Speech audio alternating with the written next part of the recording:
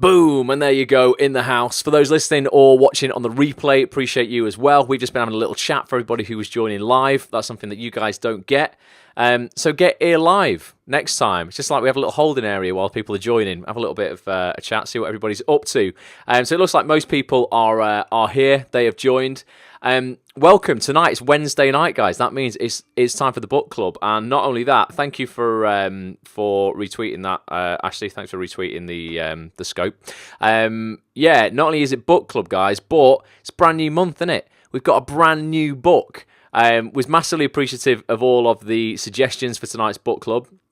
And I chose a book that somebody suggested because I've heard people mention it time and time again on these Periscopes. It's a book I'm completely aware of. I've just seen amazing reviews after amazing reviews on it. I've even bought it people as gifts, but I have never read it fully myself. And that is, you'll all know because of the title of the scope, that is Feel the Fear and Do It Anyway by Susan Jeffers. Who's familiar with it? Anyone read it? Anyone like it? Anyone excited to hear about it? I've read chapter 1 because I only bought it today. I'm going to read you guys chapter 1. It is very, very good. Fear is just a huge topic, isn't it? We've covered fear so many times. Steve says he's heard of it. It's a brilliant book, Steve. Honestly, you're going to love it, mate. But fear, ultimately, we talk about personal development all the time. I had that in mind, said Dawn. What's the book, says Carolina? It's called Feel the Fear and Do It Anyway. Fear can be a good thing, Steve, but ultimately, it's also the thing that ruins all of us if we let it. It really does. Everything in personal development comes down to this four-letter word, which is fear. It stops us doing so much of what we want to do for fear of what will happen to us, what people will think of us, what the outcome might or might not be. Will we look stupid? Will we succeed? Is it better to stay safe, not take any risks? Because then at least we can say, oh, well, I didn't want to do it anyway, as opposed to actually stepping out your comfort zone. This chapter is fantastic, and it asks some questions within it for the reader that I want us to kind of discuss as we go through. Now, I couldn't get the paperback version today because they didn't have it in Waterstones. So I've got it on Kindle. So it's a little bit different. Those on the audio experience won't affect you at all. But if you're watching live or you're watching on the video replay on YouTube, my eyes are going to kind of be down here at my iPad. It's probably not a very flattering angle. I've got my phone here to read the comments. So it's going to be a little bit... At least I have to juggle the book tonight, I guess. But yeah, if I get distracted and my head's in the iPad and I miss a comment, just say it again. As always, I'm going to try and flick my eyes between you guys. This for the questions and this for the book, all right? And I've got dodgy eyes, so it's not perfect, but it's good. This is chapter 1 of the book, guys. Is everybody ready? If you've not shared this yet, share it. I'll give people 10 seconds. Give me some hearts if you're ready and you're settled in. You're ready to go. Because this is good. And also, just give me a yes if there's something in your life right now that and let's all just be vulnerable for a second, you are fearful of, and that's why, ultimately fear is stopping you from doing something right now, regardless of whether that's in your professional, your personal life. It might be entering a relationship, ending a relationship, contacting someone in the acting industry, writing something, performing something. Thank you, Regan, for tweeting the scope out. Appreciate that. There definitely is in my life. There's been absolutely things in both personal and professional where I absolutely know fear plays a factor there, just full stop. No matter how much mastery you have over your emotions, you'll never stop fear from rearing its head. You can deal with it well better, but you never stop it from being manufactured because it's always, it's an absolute human instinct. There's one thing really niggling me at the moment. I'm fearing it at the moment, says Steve. I'm having a lovely time for heaters while listening to the book club, says Carolina. Well, nothing's to fear with for heaters, Caroline. You've got no issues there whatsoever. Right, okay, so let's go, guys. Chapter 1, it starts off, and it literally just asks one question. What are you afraid of, and why? Okay? Oh, so very much, yes, I'm fighting it, but the fear is still there, says Carrie May. And Ashley says, yes, there's something for her as well. So, yeah, so just ask yourself now, what are you afraid of, and why? And we're going to figure it out in this book. Okay, so Susan Jeffers is an American author and psychologist, and she's written a lot of self-help stuff. This is probably the most famous book that she's got. And it starts off talking about her just about to teach another class on fear. Jenna says sabotage is fear. Yeah, absolutely, without a doubt. So Susan says, I'm about to teach another fear class. The classroom is empty. I'm waiting for my new group of students to appear. My nervousness about teaching these classes disappeared a long time ago. Not only have I taught it many times, but also I know my students before I meet them. They are like the rest of us, all trying to do the best they can and all uncertain about whether they're good enough. It never varies. And that's fear in itself, really, isn't it? You know, am I good enough?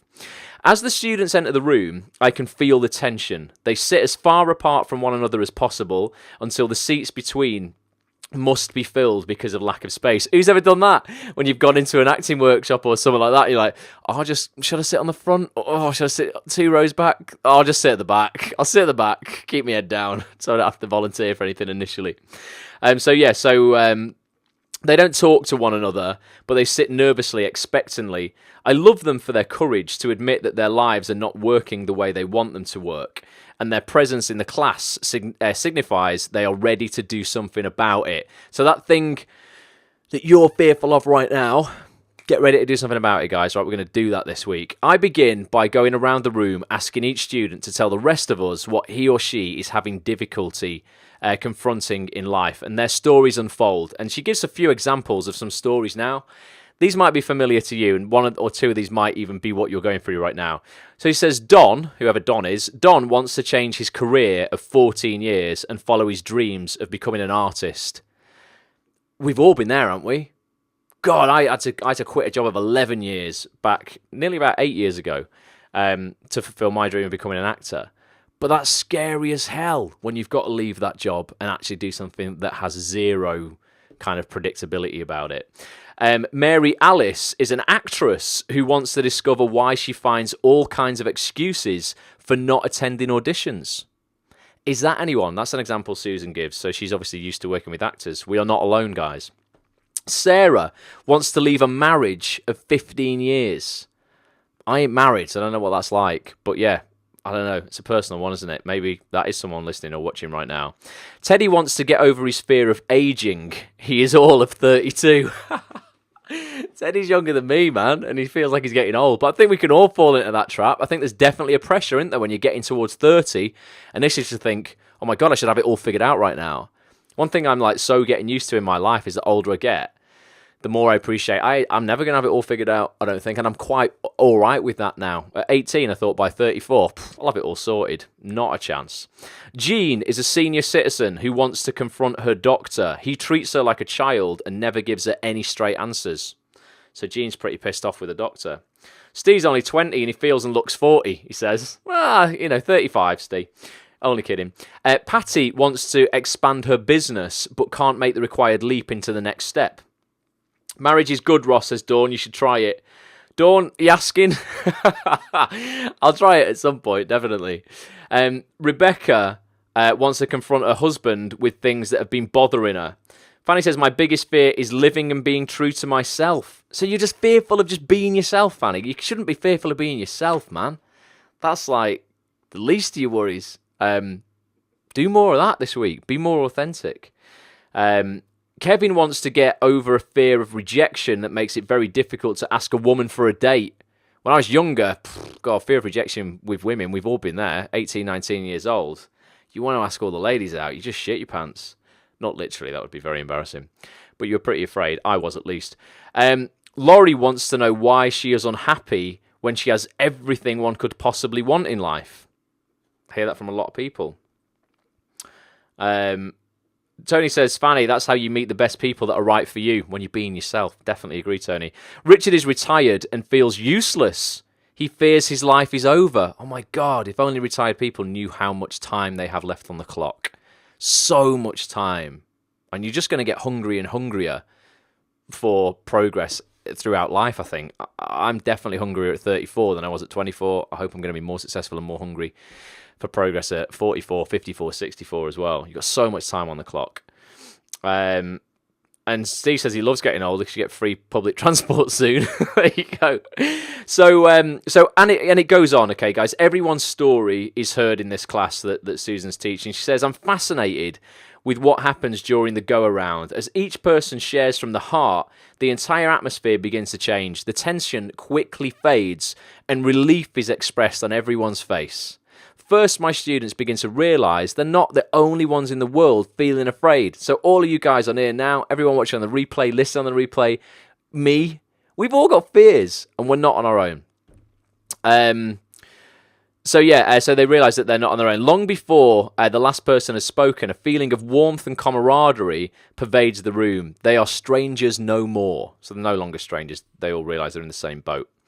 Although the backgrounds and situations of the class members vary greatly, it doesn't take long for the surface layers of their particular stories to disappear, opening the way for everyone to touch on a very human level. The common denominator is the fact that fear is keeping all of them from experiencing life the way they want to experience it. Give me some yeses if you think that's you. I would say yes to that in some areas of my life, definitely. I know it, 100%. 100%. Give me some yeses if you agree. And she says the scenario above repeats itself. Each fear class she teaches, the hearts are coming through now. Each fear class she teaches says at this point you might be wondering how one course can accommodate all the diverse fears reported by the class members. Their needs seem to be so varied, and that's true. They do seem varied until we dig a little deeper and look at the underlying cause of all of their fears and everyone else's. So now we're going to look at the underlying cause of your fear, of my fear, of everyone's fear, okay? Fear can be broken down into 3 levels. You might want to get a pen for this, guys. If you've got a pen and a piece of paper, because this is quite interesting, you might be able to remember it, but there's basically 3 levels to fear. And they all culminate really into one thing, but it's very interesting to understand it. So feeling the fear and doing it anyway means we have no boundaries of fear. So feeling the fear and doing it anyway, Fanny, as you're going to hear by the end of this chapter, is absolutely being aware you're always going to feel fear, but it comes down to one thing, a question and an answer, and you're going to hear it by the end of this Periscope. It's very interesting, so just hang on in there. So we've got level 1 fears to begin with, guys. You can make a note of these, right? Level 1 fears. We have two separate columns of level 1 fears, and we have things that happen to us, and then we have those requiring action, okay? So things that happen and those requiring action. Now, don't get confused by this. It's very straightforward, okay? So things that happen to us that are level 1 fears are things like aging, okay? It happens to us. Becoming disabled, okay? It can happen to us. Retirement happens to us. Being alone happens to us. Just had a massive realization that I fear dying once my purpose is fulfilled, so procrastinate. Boom, says Jenna. Breakthrough for Jenna. Jenna, don't worry about it. Fulfill your potential and then just fulfill it more and more and more. Don't worry about dying. That is literally the realization for 143,000 people today and every day. They actually do pass away. So don't focus on that. Just focus on making your impact. So natural disasters, okay, the things that just happen, okay, that people are fearful of. Loss of financial security. Good evening, Mary. That's something that happens to people. Change happens. Okay, these are all level 1 fears. Dying is a level 1 fear, Jenna. War, illness, losing a loved one, accidents, they're all level 1 fears that happen to us, okay? Then on the flip side of the level 1 fears, we've got those requiring action. And they are things like going back to school. If you're an adult, you're like, I've got to go back and learn some more. Maybe you're fearful of that. Making decisions is action-based. Changing a career, action-based. Making friends, action-based. Ending or beginning a relationship, action-based. Using the telephone. Who's got a fear of using the telephone? I used to, big time. Honestly, I used to always like to email people, never like to call. Now I just prefer to call because I can get my point across way better. I think I can influence people better on the phone than I can via email. Give me some yeses if you were afraid of the phone. I definitely was.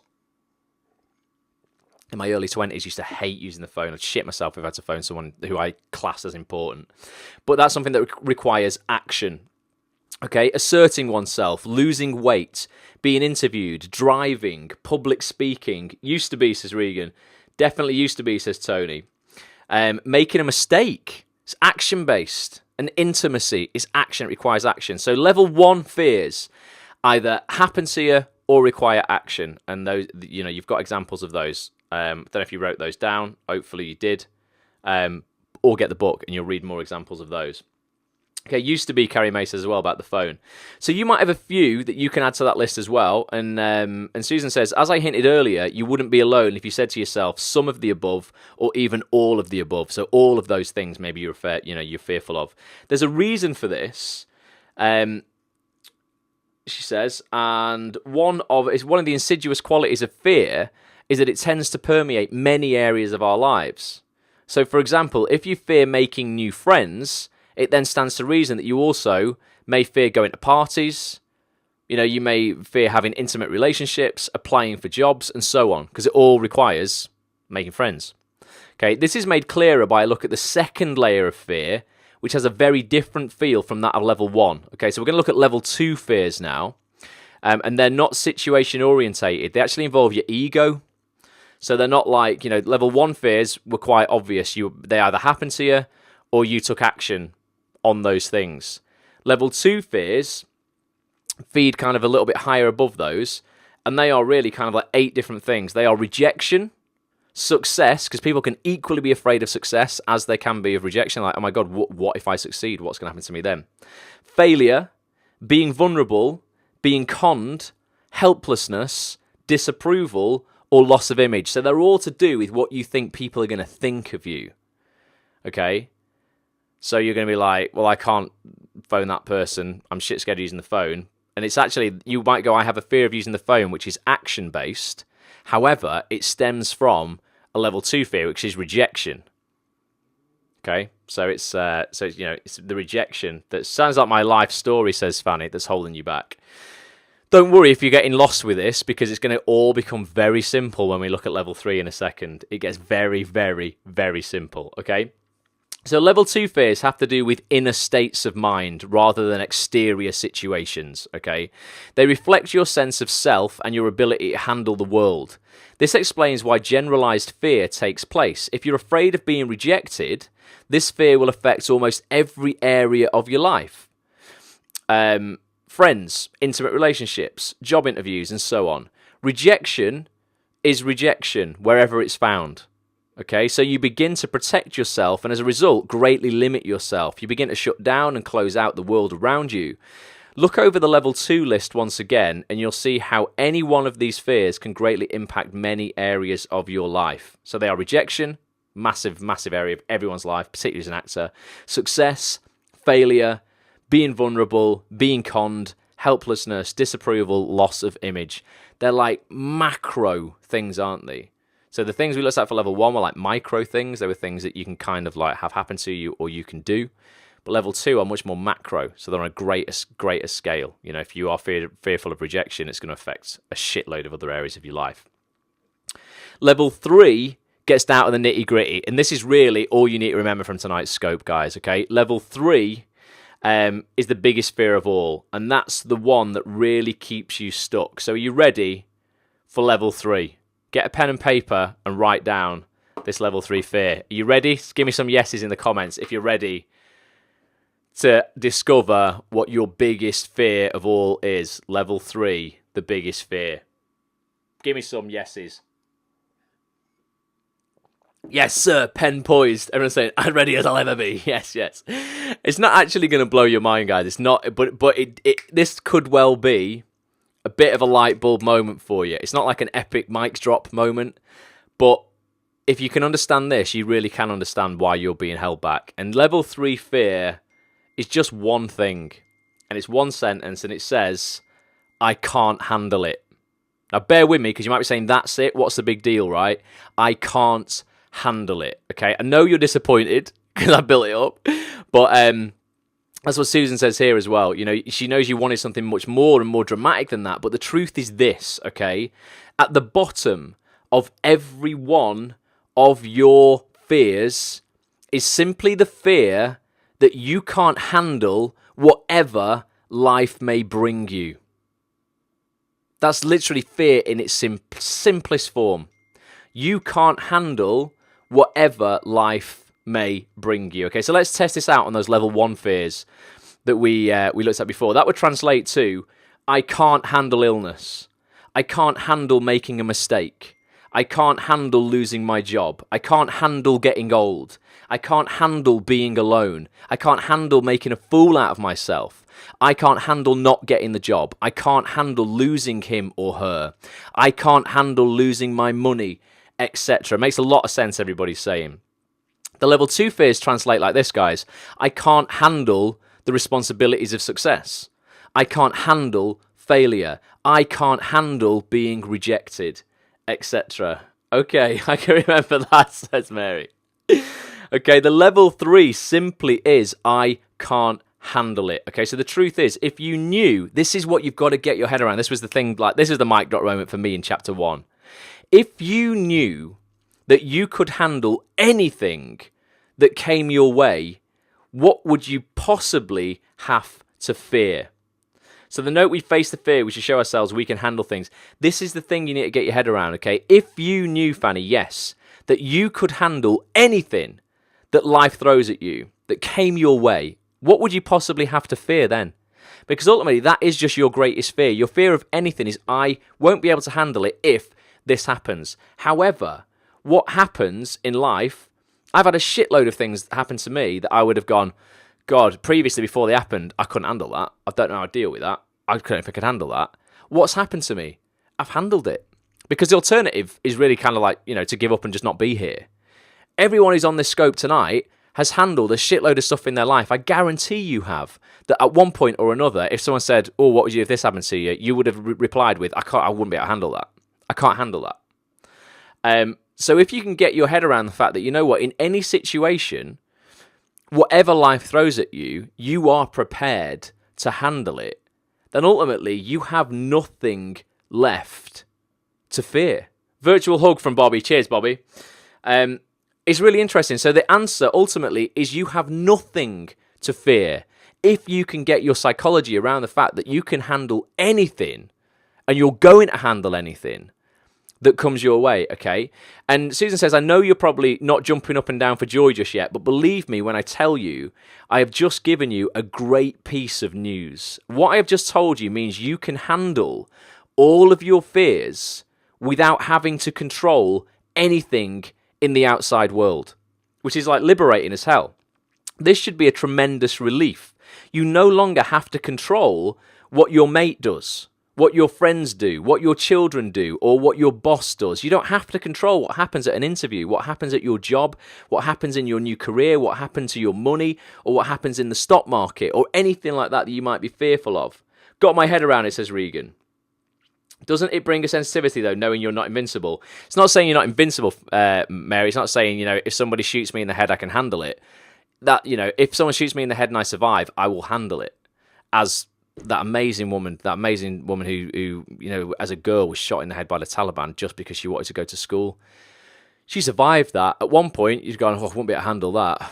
Well, what's the alternative? She survived. She not only handled it, but she's like, I'm alive, and now I'm going to go around the world. She won a Nobel Peace Prize, spreading the love about women's education, and now makes a massive impact in the world. It's not saying I'm invincible. It's saying whatever happens to me, I am prepared to handle it. Thus, actually, in reality, I have nothing to fear because I'm just going to deal with it. Whatever comes my way, I am going to deal with it. So you don't have to control anything. All you have to do to diminish your fears is to develop more trust in your ability to handle whatever comes your way. And that's it. Literally, you just have to develop more trust in yourself that whatever is thrown at you, you will be able to handle it. And if you look back historically, the best way to predict the future is to look at the past. I know every single one of you on this scope tonight has been through something at one stage in your life that before that you would have said, I don't think I'll be able to handle that. Losing a parent, if someone said to me, oh, it's a terrible thought, isn't it? Losing your parents. I would have gone, oh, you know what? Yeah, I don't know if I'll be able to handle that. Then, I lose my dad in 2006. Yes, it's shit, but I handle it. And now I feel, that was a major event in my life, and it really did make me feel, you know what, I can probably handle anything that life throws at me right now, and in the future, because I feel I've been to a really, traumatic place, and I came out stronger because of it. Every single one of you on here has been to one of those places. What does handle it mean anyway? Well, handle it means effectively Fanny, for me, my version of handle it, Tony says it's so fucking true. This is such a needed reminder. I'm glad it is, Tony. Handle it ultimately means you just don't throw the towel and give up. Ultimately, I think, without sounding completely moribund about the whole thing, I think not handling it in a finite sense would be, and it's still handling it in a sense, oh, it sounds dreadful, ain't it? But probably like suicide. If you can go, you know what, I'm going to face my life, that for me would be giving in, would be giving up. And I know you've got to be in a terrible place to want to do that, and I don't underestimate people who are in that place. But that's like, apart from that, living is handling it. Keep living, says Regan. That's exactly it, yeah. So handle it is just keep breathing until you don't need to remind yourself to do it. Great, Carrie May. Nice description. So yeah, you know, Steve says he's been there in a dark place, not nice. But you handled it, Steve, and you came back, man. So all you have to do, guys, is to diminish your fear, is to develop more trust in your ability to handle whatever comes your way. Wish for nothing but strength, because that's all you need, says Bobby. Thanks for explaining, says Mary. No problem. So Susan says, I am labouring this point because it's so critical. From this moment on, every time you feel afraid, remind yourself that it is simply because you are not feeling good enough about yourself. Then proceed to use one or more of the tools in this book that we're going to look at over the next 3 weeks, guys, to help build yourself up. You have the task clear. You have your task clearly mapped out for you. There is no reason for confusion. I've often been asked to explain why we have so little trust in ourselves. I don't really know the answer to that, she says. I know that for some, fear is instinctual and healthy, and it keeps us alert to trouble. The rest, the part that holds us back from personal growth, is inappropriate, though, and destructive, and perhaps can be blamed on our conditioning. In all my life, I have never heard a mother, this is interesting, in all my life, I've never heard a mother call out to her child as he or she goes off to school, take a lot of risks today, darling. You just don't get that, do you? My mum would never say that. You know, she's more likely to convey to the child, be careful, darling. And then that be careful carries with it a double message, and that is that the world is a dangerous place out there, and you won't be able to handle it. So it's an interesting one, that. I was just going to say conditioning, says Fanny. Yeah, how many kids as they're growing up did your mum say, be careful out there, and then make you feel like there is something to fear? And by saying that, subconsciously, she is saying, if anything happened to you, I wouldn't be able to handle it. But it puts it onto you, that fear onto you. So what mum is really saying, of course, is if something happens to you, I won't be able to handle it. You see, she is only passing on her lack of trust in her ability to handle what comes her way. She's passing that on to you. Susan says, I can remember wanting desperately to have a two-wheel bicycle and my mother's refusal to buy me one. Her answer to me, to my pleas, was always the same. I love you too much. I don't want anything to happen to you. I translated this to mean, you are not competent enough to handle a two-wheel bike. That's what Susan thought she was hearing from her mum.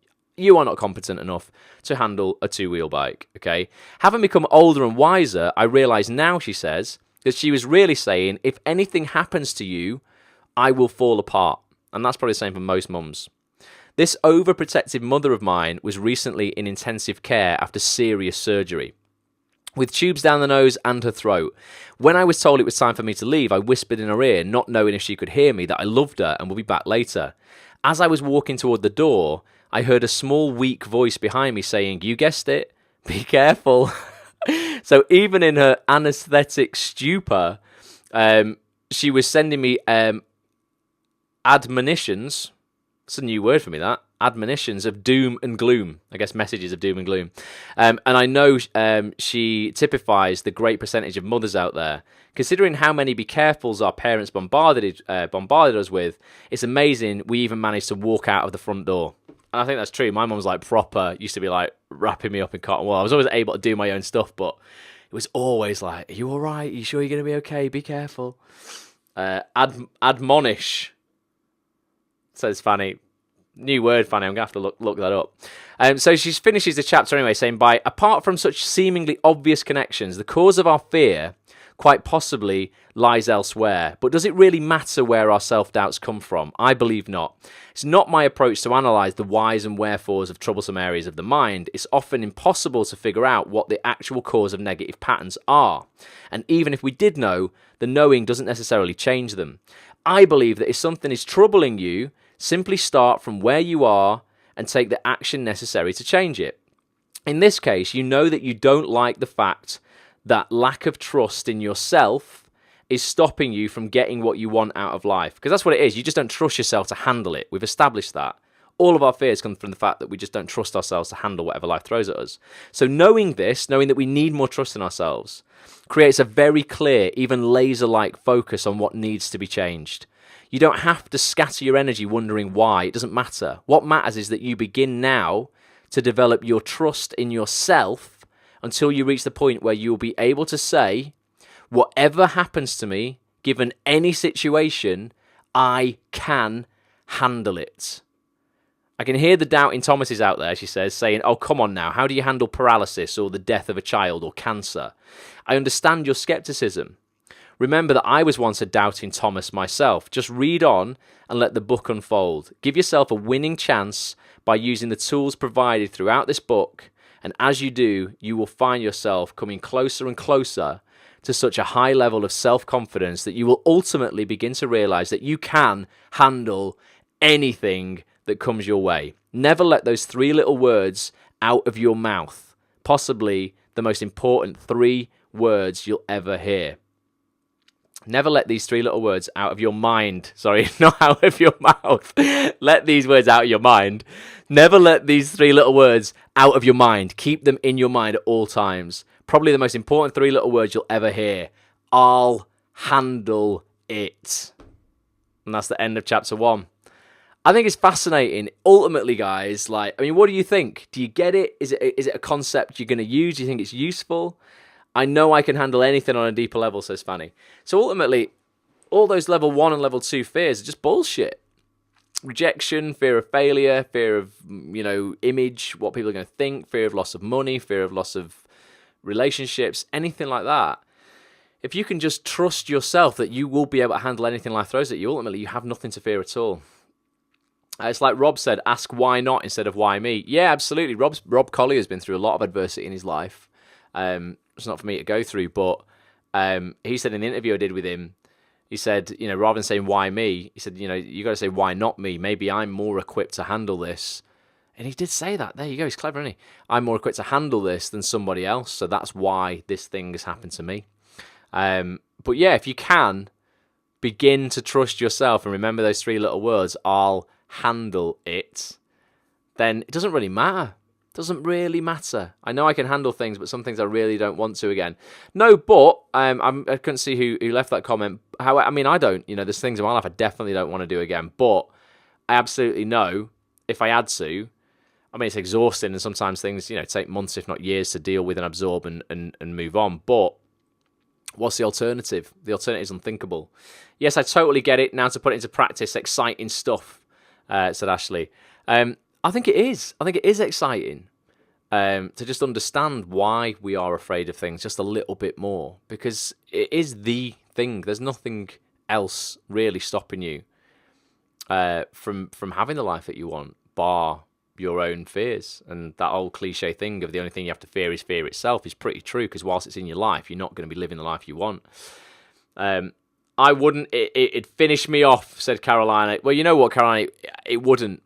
I don't think it would. There's a lot of things in this world, that are horrific. And you see people dealing with these things every single day. And I don't want to have to deal with them at some point. But I know if other people out there are able to, maybe just the human psyche and the human body or whatever, it is just, it's super robust, isn't it? It is just able to deal with things. You get people, I was talking the other day about, there's been in the news recently again, Madeleine McCann. And her parents.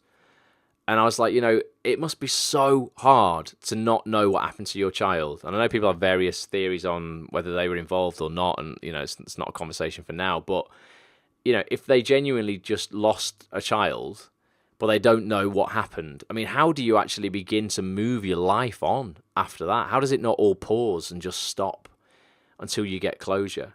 All right, Sean, catch up on Periscope for the first time. Heard you lots through on the audio driving, though. Sean, welcome to your first live Periscope. Amazing to have you here. Steve says, my mate lost his brother in Afghan 7 years ago. He's only just started to handle it. It takes a while, Steve, man. It takes a while for stuff like that. But people do, don't they? They do. They find a way. And that's what I think is so amazing about the human spirit. Is we can, with the right people in our lives, and if we don't isolate ourselves and just hide away and put our head under a rock and just, sink into a abyss of despair, I think if we ask for the help we need, we can all help each other handle everything. You shouldn't block emotions though, Handling doesn't mean blocking. No, it definitely doesn't. Absolutely doesn't.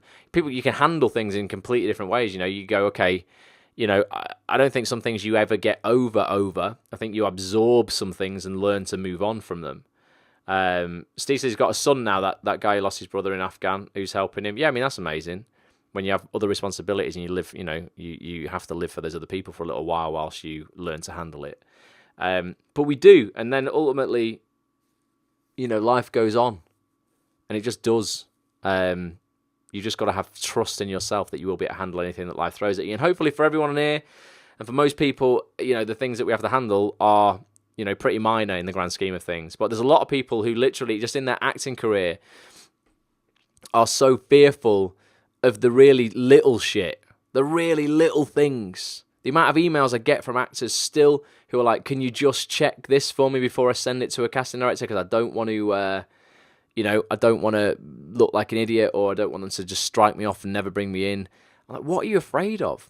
Because by not sending an email anyway, and as long as you really, you'd have to be very stupid to send something that was so offensive to a casting director that they would never see you again. But people's fears get in the way, and they're like, oh, just please check this tweet, or please check that. And they're limiting themselves so much from doing things because of their ego, that level 2 fear we just looked at. It's all ego-driven, fear of rejection. Where ultimately, when you look at the level 3 fear, I'll handle it. You can handle whatever comes back. It's the fear that if you mess up, you'll blacklist yourself. But Fanny, by not sending anything out, you've blacklisted yourself anyway. That's what actors don't get. You're worried about being blacklisted and a casting director not bringing you in. Well, you know what? Right now, you might as well be blacklisted anyway, because no one's bringing you in. So I don't mean you personally, I just mean in general. So send it, because you have nothing to fear. You will handle whatever reply comes your way. Or if there's no reply, handle that. That's absolutely fine. But by not doing it, but at least then you're not spoken of in a bad light. Who gives a shit? What are you going to do? What is your fear? Tell me now. What is your fear what could you possibly send to somebody that's going to make someone talk of you in a bad light? This is what I don't understand. It's like you have no control over the email you're going to send, and some troll's going to just pop in and write, you're a knobhead, send it, or something like that. I give a shit. She says, yeah, but what about? What are you possibly going to write, Fanny, that's going to make somebody, 1, blacklist you, 2, speak badly of you? Unless you're like, going to send something offensive, then, so Carrie Mason's there, but then you're not spoken of at all. Yeah, I agree. She's weird and might stay away from her. Well, don't be weird. Or don't do anything in your email that might portray that. I don't think anybody would think that at all. Just, don't worry about it. It's just mental. Yeah, it's better to be spoken of for something than nothing. Ultimately, I put that quote out on Twitter quite a bit. Remember the actor who gave up? No, neither does anybody else. And that's ultimately the same thing you're doing by not sending anything. Don't be weird. Great advice, lol. Well, it is. I mean, I don't know what you could possibly do why you're so afraid of being weird. If you think something you're doing is so weird and not accepted, to a point, you might be right. Don't do that thing then. Rein it in a little bit so people know you better, and then you can maybe be a bit weird. Or fully embrace your weirdness if you think you're weird in whatever way, and just go for it and go, you know what? I can't please everyone. The one way to fail is to try and please everybody, because you'll end up doing something that's so normal and mediocre that it's like, ugh. The worst thing an actor could do, whether it's a show reel, a scene, for your show reel, or an email you're sending, is is to make someone feel the emotion of indifference. If you think of advertising or marketing, indifference is where marketing, advertising, or branding just goes to die. You've got to make somebody feel something, an emotion, negative or positive, because they'll remember you for either. And, it's better to be remembered than for people go, well, it's all right. They just never remember you. You're pleasing me, Fanny, says Dawn. There you go. Boom. And what do you mean you're pleasing nobody? Oh, you get so funny. You're getting feedback from people going, Fanny, nah, you're shit. You're rubbish. Not going to give you a job. You don't please me. I don't think you are. Just don't think you are. Or if you are, you're certainly not sharing that. So yeah, just go for it. Just do it. Don't apologise for being yourself, says Ashley. Completely agree. You have moonwalking ponies now for phone networks. Don't think you could get weirder than that. I've never seen that, Steve. Is that in an advert? Do you do the casting workshops, Fanny? Mary's asking. Oh, in advertising. Yeah. Advertising is crazy. You imagine and remember the iconic adverts. They're all the ones that have made you feel something.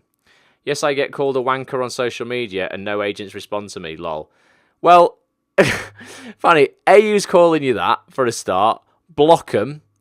Don't worry about the haters. If someone's taking the time out to call you that, you've elicited an emotional response from them. That's a really good thing, because they've got to be sad as well to actually take time out to do that. I just, if someone anyone could send, if you want, whoever's listening to this, send me a tweet. Tell me you think that of me. I'll focus on it like no, like that much. On the audio experience you couldn't see, but basically like just zero much. I get long messages, Fanny says. Well, embrace it, Fanny. You know what? People are at least noticing you. That's a lot more than for a lot of people. Take it as a compliment, says Bobby.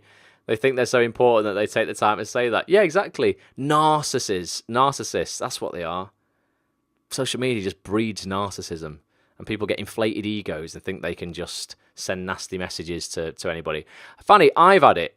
I've had like people who were fanboys of this cartoon that I voiced, and we dubbed it from French into English, and they hated the job we did of the English, even though I thought it was really good.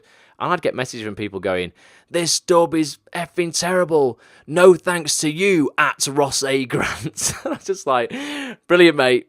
I got paid 5 figures to do it. Suck that. Doesn't matter. It doesn't matter.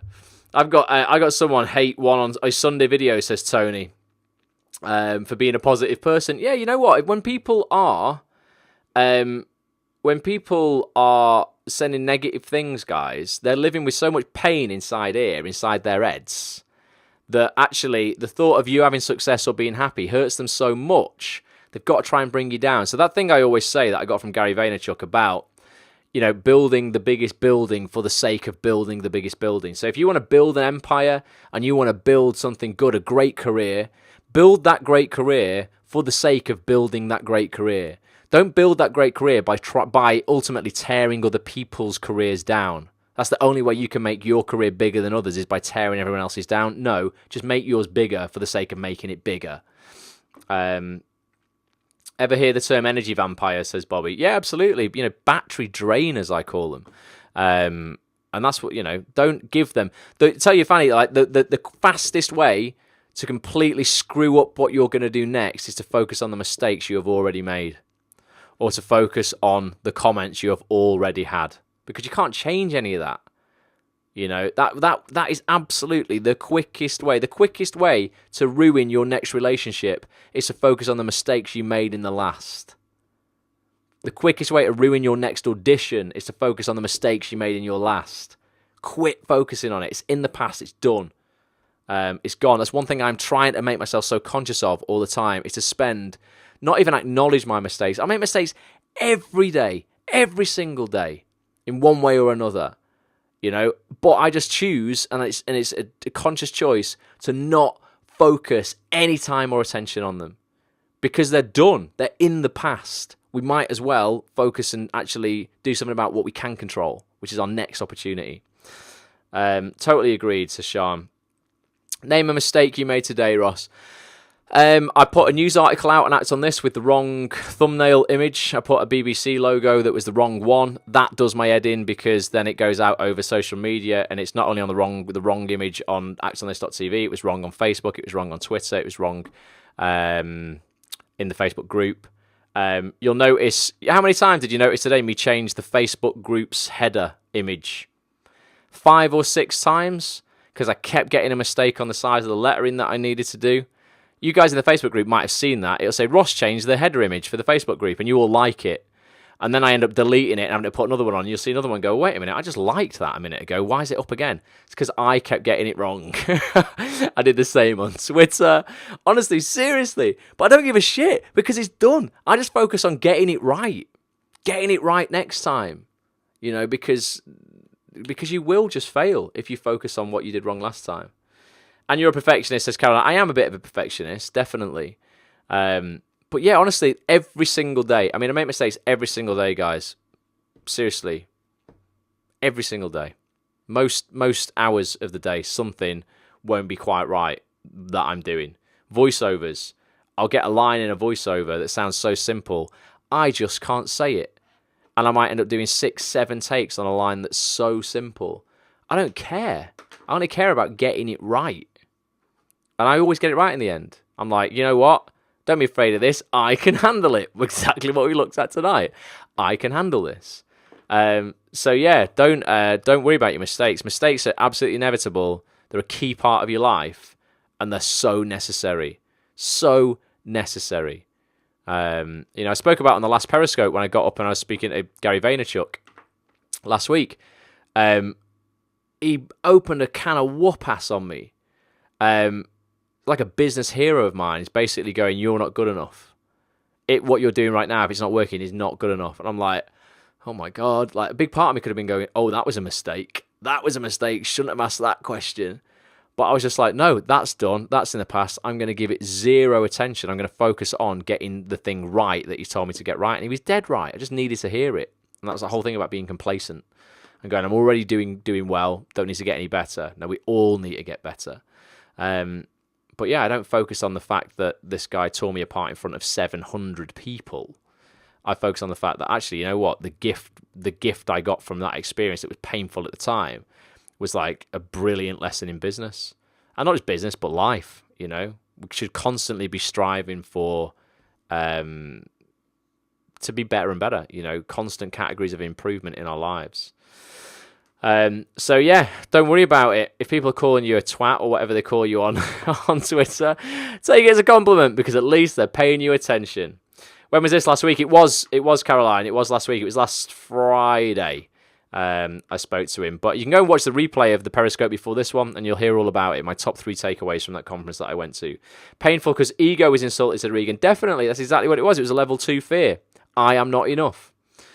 Which ultimately came down to, you know, I can't handle it. Well, I could handle it, and I did handle it, so it was all right. But yeah, it was painful because of the ego. Don't let ego get in the way. Proud to be a wanker then. Thanks, Ross. That's funny. Yeah, you should be. You're getting attention. You're getting attention from people, so you're doing something right. You're getting attention.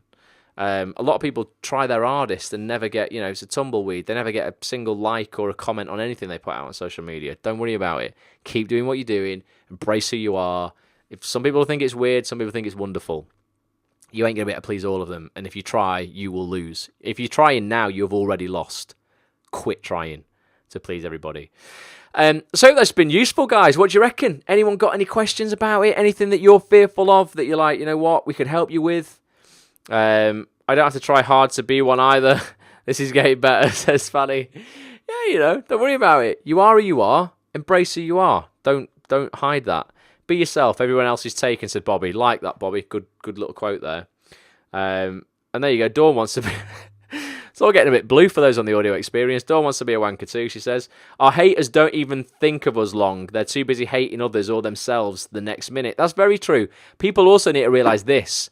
This is like brutal but honest. Ultimately, no one gives a shit about your feelings or whether that offended you or this offended you or whatever, because for 23 hours and 59 minutes of the day, they're focused on themselves pretty much entirely. Those hating type people will hate you for a minute and then they'll go and hate somebody else, or as like I say, they're in so much pain themselves that they're trying to make themselves feel better because by tearing you down because they hate themselves as well. So don't worry about it, all right? But we've got to realise that not everybody is watching you every second of the day and waiting for you to make a mistake because they're also wrapped up in their own worlds. Don't worry about it. Those mistakes you make can very often go unnoticed and only you know you made them. There'll be probably 4,500 people in the Facebook group today who didn't see me upload 6 versions of that banner image.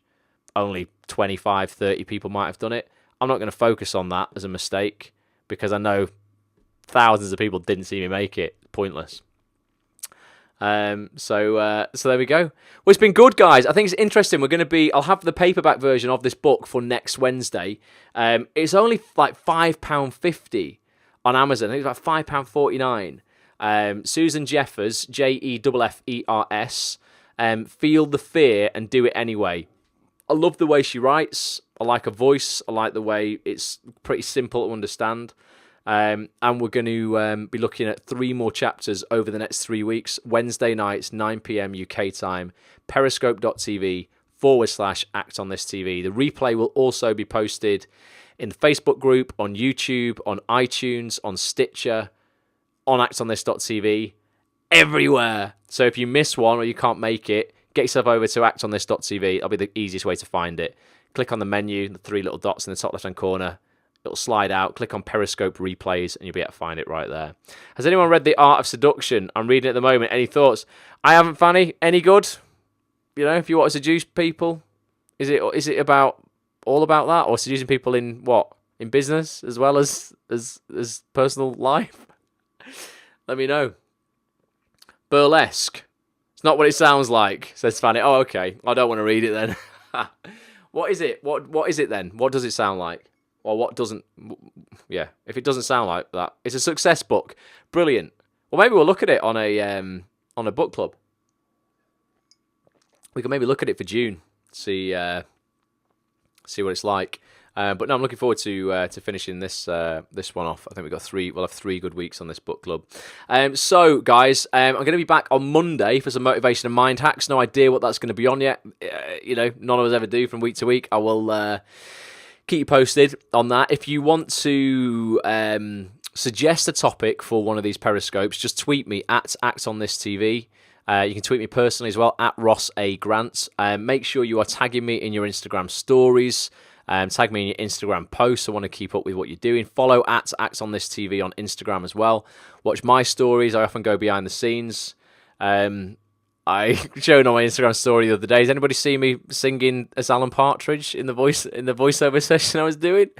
I was singing Dancing on My Own in the style of Alan Partridge. It was ridiculous, but we were bored waiting for a script. Someone had just been in to record the song properly, and I thought, I'll have a go on that. Ridiculous. Can you play it now to us? Oh, Fanny, I don't know if I can. Do you know what? I have got it somewhere. Wait 1 second. This will be a little treat, won't it? Dancing on My Own. Bear with me. Let's see if this works. Song. Oh God, it's insane. Let me have a look if I can add it. This will be a little. This is a little technical test here. I wonder if I can add it to here. Bear with me, guys.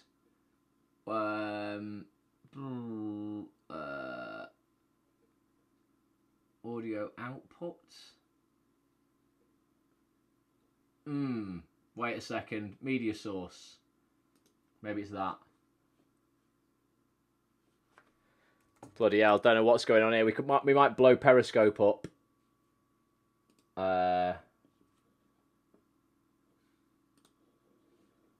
This might just start playing like straight away. If it does, it's me singing as Alan Partridge. This might only bloody work. This is insane. If it does, is it going to start playing? Somebody is now. Somebody said you've got a new friend. Twat. Does he love you better than I can? Right, I'm behind, so I don't know if it's still playing or what. There's a big black sky over my town. Oh, you see, I'm really behind. You guys are hearing. You guys are I know obviously where ahead of you're me. at. I bet he's around. So I think you're hearing. And yeah, I know it's stupid, but I just gotta see it for myself. 'Cause I'm in the corner watching you kiss her. Oh, oh. I'm right over here. Why can't you see me? Whoa, whoa. And I'm giving it my all, but I'm not the guy you're taking home. Ooh, I keep dancing on my own. Oh, Lynn, come back. Is it looping? What's it doing? You have to give me some comments. It's because it's Alan Partridge. Fanny's saying it sounds different, but it's because it's Alan. Oh, there you go. So it looks like it's finished now, according to this. So let's get rid of song. Now we should just be back to this. I was really behind then. Well, I am still really behind. So there you go. It's finished. Brilliant. There you go. Yeah, it was me basically mucking around as Alan Partridge, singing, dancing on my own. Absolutely insane. There you go. Little sneak peek for you there, Fanny. Amazing. Right, well, I'm going to go, guys. Love you and leave you after that, after I've completely sabotaged your eardrums. But it wasn't me singing properly. It was Alan. Love it, says Dawn. I can still hear it. It's ridiculous. Right, I'm going to go. Thank you so much for spending this time. I do appreciate it. Make sure, like I say, you tag me in all your stuff at Act on This TV. If I can help you with anything, Ross at actonthis.tv, drop me an email. And I will see you guys, on Monday night, 9 p.m. Be there. I'll be nowhere near as good. And remember those 3 words. I'll handle it. All right? Have an amazing rest of the week. Bye for now.